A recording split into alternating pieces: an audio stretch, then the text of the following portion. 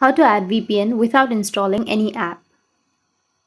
So if you want to add VPN without installing any app, then what you need to do is first open up your settings. And once you open up your settings, you just need to simply go and scroll down and go with network and internet. And here you will have an option of VPN, but if you don't have that, then you just need to simply go with search. But in my case, I have VPN, tap on it and go with the plus icon, which is on the upper right, so that you can add a VPN. Now to add a VPN profile, you need to enter the name. For example, I'll be just entering Japan and then go with type.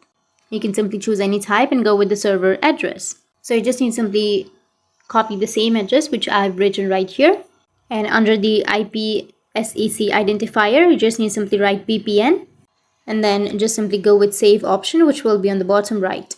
Once you've saved, now here you will have the VPN. You can simply tap on the VPN and the VPN will be connected. So in this way, you'll be able to add VPN without installing any application on your device. And if you have any questions, feel free to comment below. Thanks for watching.